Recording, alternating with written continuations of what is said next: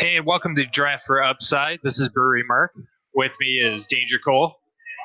Hello, hello, hello. And we're broadcasting live from To La Roo in Rochester. And Danger, why don't you do some introductions? Certainly. I've got my main man, Chris, here. What's your official title over here, Chris? Say beverage director, manager, bar, I like guru, do all. Yeah. I love it. So I popped in here. My sales are out today, and Chris and I are going to be putting an event together on the 28th. I believe so. It's the Wednesday after Thanksgiving. I believe it's the 28th, I think it is. 28th sounds good to me. So we're going to have several beers on tap. We're looking at a Train Hopper, Treat Yourself, this guy. What else we got? You just got jammed. We also have Blueberry Lemon Goza. Mm-hmm. And I believe you just surprised me with a nice little addition to the lineup, which was Cocoa Nib Night Fury, barrel aged. Yeah. I think I've had just about every single one of your barrel aged beers above that one. So. Yeah, that's true. It's never been outside the brew pub, and found a little bit back there and talked to him and given it to me. Need to sneak a brew pub on this side of town so I can make those drives a little bit less weary after a few drinks, you know? Absolutely. So I had a flat tire on the way here. I had to stop and change it, so definitely could use a beer. Well, the flower is doing it for me. This thing's amazing. Absolutely. So I brought a little deflowered for him to try. We switched the yeast up. It's just super juicy and tropical right now. Yeah, but it's not overly citric, man. It's got that nice drying in the back end, which I think makes it really a lot more drinkable than some of the juicier IPAs out now, New England IPAs out nowadays. Yeah, it's not as rich, thick as some of them. I like those in small doses, but I definitely can drink this one a little bit more because it still has a little bit of that hop bitterness to it. Yeah, as you can see, I didn't really hold myself back from finishing off the rest of that one. So good, it's great. Yes. So I can't wait for our event. It's going to be a fun day. Hopefully, we'll get the chefs working on some pairings for some food for the day. Yep, you brought the samples over today. They are excited. I went back there and talked to my chef and our sous chef, and this will be their first time really getting a chance to dabble with that. The last few dinners we did, we had our opening head chef who went down to open up Cantoro in Troy. So we now have Jacqueline here, very Spanish-based chef. She got some amazing ethnic influence into it, so I love it. Actually, I can't wait to see what she wants to put together for it. That's going to be outstanding. Going to be a lot of fun. Yes. So, Chris, you're a fantasy football guy. I am. Yeah. How's your teams doing this year? One is great. One is tied for first. The other one is not so great. Did you happen to catch any lightning in the bottle with Connor or Mahomes on either team? Mahomes, baby, second to last pick in both my drafts. Nice. He was a planned out acquisition from the beginning, and I am very happy to say he worked out. Nice. Yeah, I did a lot of targeting of Andrew Luck myself, which has turned out well. I'm not unhappy with it, but I'm a one quarterback guy. So when I get my guy, I don't even think about that second guy. Absolutely. So, I really kind of missed out on Mahomes. Did you? Sadly. Yeah, I respect that decision of Andrew. Like, I thought he was going to do a lot this year. I actually targeted T.Y. Hilton for that exact reason because I knew he'd make a comeback. I had the unfortunate aspect, I think about a year or two ago, to have Andrew Luck on my team. So I tried to, stay clear and try and find some more certified arms in the league. So for sure, yeah, that's it's always tough.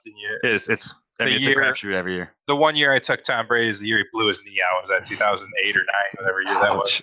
And it's just kind of held me off of him the rest of his career because I remember losing him in that first or second week of the year and just like, nope, not doing that again. Yeah. No, anything can happen every year, and I think every year something has happened. So pretty much. So it's really a toss-up every time, though. That's fantastic. You got any starter sit questions this week? You struggling with any decisions? I wish you were here last week. I definitely do. Gronkowski or George Kittle? How about that? Well, I'm not totally convinced that Gronkowski is going to play again. They say that he's gonna, but he's such an up in the air guy. Kittle's been a top 3, top 4 option most weeks. I'm a huge 49ers fan, so maybe we ask Mark that question more than he asked me, but he's asking Gronkowski or Kittle this week. I think you definitely go with Kittle. even if Gronk is playing, which he was limited in practice yesterday and today, I don't know. He's just not healthy. I would go with Kittle. He's a sure thing. Absolutely, and they're playing the Giants on Monday Night Football, so a little investment in the last game of the week too. Yeah. So, well, thanks, Chris. I appreciate your time and letting us broadcast from here. If the audio works good enough to even make the episode, we'll find out. Yeah, we'll see. It's kind of funky, but we'll see what I can do in post. And we'll revisit it anyways, and maybe we can have you join the hangout on Friday. So, Yeah. Tomorrow. Yeah. Do it from your house, and we'll redo the whole thing if we have to. I actually got a lot more questions on the others. But Sound City as well, so we can. Yeah, sounds good, buddy. So, Mark, let's talk about Detroit, Chicago. And then we'll talk about the Giants and the 49ers. And then we'll call it a day and see how this quality sound works. All right, so we can just skip Detroit, Chicago. Chicago's going to roll them. I don't know. I've been listening on the radio, man, and people aren't necessarily sure of that. I mean, Chicago's been looking good, but the Lions like to put up games when they're not supposed to put up games. So they were supposed to compete the last few weeks. They really fell flat. Now they go up against Chicago. Everyone's on Chicago. Is this a game where Stafford comes out and plays out of his mind? No, Stafford's been terrible this year. He's having one of his worst years in his career. And Khalil Mack's back. Yeah, Mack will be back. They gave up 10 sacks last week. Yeah, exactly. Yeah. And to this offensive line that we spent all this money for, TJ Lang only plays about 1/3 the plays. It's like, I see Stafford getting sacked another 6-7 times. They're not going to be able to run against him. So Kerryon Johnson's gone. And who'd they pick up? Humphreys, or who was the garbage receiver they picked up this week? Oh, Bruce Ellington. Yeah, from my 49ers. Bruce Ellington, who's done nothing, but he's going to be their number 3 slot receiver. They're done. They're toast. And the Bears defense is actually cheaper than they were last week at $3,600. Yeah. Yeah, it's I think trading away Golden Tate signal that the Lions knew they were done for the year, and they're rebuilding even though they're not supposed to be. So.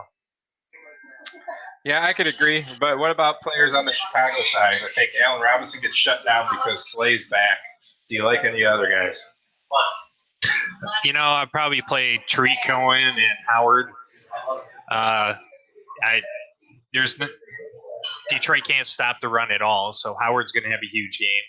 They can't stop any short passes, so play Tariq Cohen. I'd throw Trubinsky in there too. He's going to throw to somebody. I just don't know which receiver he's going to throw to. Sure. Oh, yeah, Burton. Yeah, absolutely. Yeah, tight ends against Detroit. Fifth worst against Detroit. Tight ends Absolutely. against Detroit. So, yeah, Burton, absolutely. So you're telling me Chicago stack is what you're trying to say here? Yes, I will be playing a Chicago stack. Yeah, you like Howard or Cohen more? I'm going to go with Howard. Yeah, I'm saying Howard. I think we talked a little bit about it last week. I kind of chided some people. A few people were dropping Jordan Howard a couple weeks ago, and he's played well. He does play well. It's just game situations, and for some reason, Chicago's been throwing the ball a ton this year, so he's been kind of taken out of this scenario. But you saw it last week or the week before where he went for 100 yards and a couple touchdowns. I mean, the Lions are pretty much giving up 100 yards a game, and you can get Jordan Howard in for $4,700. Yeah, I think he's a lock and load, especially in a stack. I like it. So the 49ers really tore it up with Nick Mullins last week on Thursday Night Football, and they get to wait all the way through Monday to play again. They're rested. He's got more time with the team.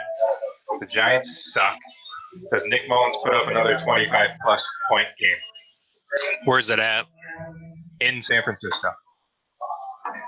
I don't think he'll do as good, but he'll do good.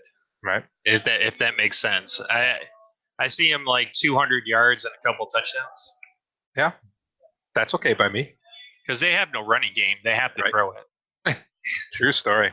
Odell Beckham actually has been playing quite well. 49ers, he's not that good. Eli could have some time.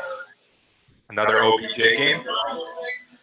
I'll be honest. I'll just avoid New York altogether. If I might throw in a San Francisco stack and come back with OBJ. Right. That could be fun. I mean, it's the Monday night game. He's not going to be on the main slates, obviously, but I've been playing one Thursday through Sunday lineup just for fun. Yeah, I'd probably play Barkley over anybody, but it'll be a showdown. Showdown's fine. Yeah, I'm interested to see that game. I think it's going to be an ugly game, but it might be a little fun to watch. I'm actually pretty excited about tonight's game. Yeah, tonight's game's going to be great. I can't wait for this game. I have so many showdown lineups in tonight. Yeah. I went ahead and did a Washington in the captain's slot. Nice. Because he was only 3,000. Right. And I threw a kicker in, and now I can stack anybody I want in the last 4 spots.